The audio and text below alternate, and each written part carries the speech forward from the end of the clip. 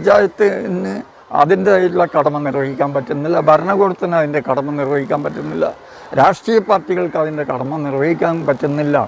ഒരു 5 കൊല്ലോ 10 കൊല്ലോ അല്ല, ഇപ്പോൾ 25 കൊല്ലമായിരിക്കണം. ഇത് ലജ്ജിക്കേണ്ട ഒരു കാര്യമായിട്ട് ഈ രാജ്യത്തെ പഞ്ചായത്തും ഈ രാജ്യത്തെ രാഷ്ട്രീയ പാർട്ടികളും അങ്ങേയറ്റം ലജ്ജാകരമായിട്ടുള്ളൊരു കാര്യത്തിന് കൂട്ടുനിൽക്കുകയാണ്. ഞങ്ങൾ വന്നപ്പോഴും അവർ വാഹനം ഇങ്ങോട്ട് കൊണ്ടുവരാൻ സമ്മതിച്ചില്ല.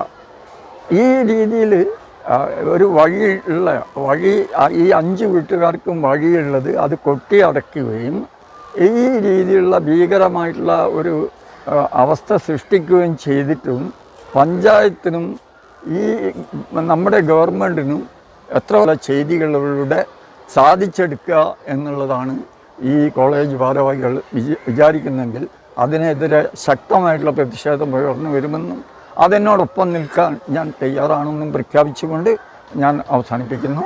ലാൽ സലാം.